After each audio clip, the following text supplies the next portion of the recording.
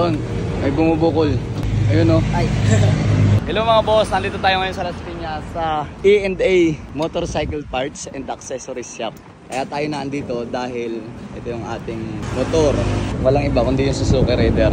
Siyempre kaya tayo nandito dahil upgrade tayo ng konting upgrade lang naman.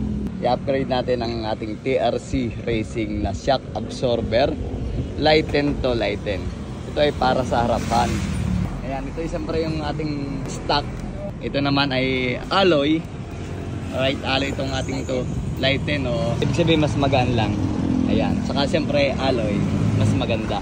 Alright, babaklasin na ni Brother Ron. Papalit tayo nito siyempre itong oil seal. Itong oil seal kasi medyo maselan to. Pag ito binaklasin ng TED, malamang may damage na konti. So nabunot tayo yung isa. Ito yon, hindi na natin nakita ang bilis pagtrabaho ni Ron. Yung pala yung loob niya na yun. Natanggalin lang yung alit sa ilalim. And then pwede na pwedeng pababa.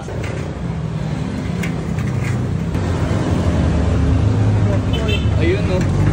Mabilis din pala magdumi yung pork oil niya, no? Kaya po may pork oil para po mapapandili yung spring na nadadaanan ng langis. Kasi doon po magkakos yung ano niya, yung pagtunog ng shock sa lubak.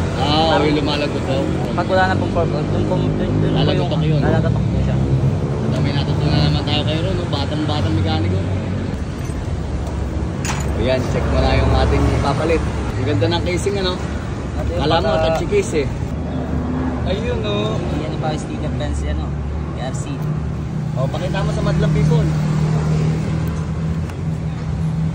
Yun no. RC. Ito yung stock.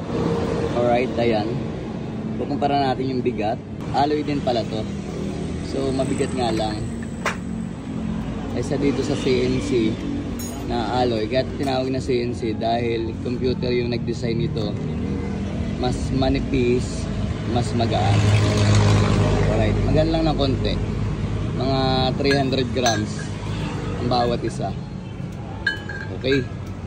Para matanggal yung lock ng spring, ito natanggal na, hindi lang natin nakakita. Ang galing ng puller nila. Pressure pala yan. Ilulubog niya to, Neron, para lumabas yung lock. Tatanggalin natin yung lock para maging ganito. Dito magpapadaan siya ron ng langis mamaya na ipapalit dun sa dinerain na langis. Mapapansin nyo, unti-unting lumulubog to. Ayan na, lumulubog na. Susungkitin na Neron yung lock. Ayun o. Papakita natin ron. Ang tawag sa lock na to ay circlip. Naka-clip lang yan dun. Naglalaki yan para hindi lumabas ng ganito. Ito yung sinasabi ni Ron na oil seal. Ayan, sakto-sakto yan dito sa loob. Ayan. Kukuhanin lang natin dito itong takip sa labas ito. So ikakapit na natin. Tanggalin na natin itong plastic sticker ng TRC. Alright. Ron, may bumubukol. Ayun o. Ay. Ano? Ha? So ayan mga boss, ito na itsura niya kapag nakabit na yung ating light and shock sa harapan. And then maganda naman yung play. Hindi, mas maganda nga parang tumigas ng konti eh. Okay lang yan kasi bumabangking ako eh. Testing natin.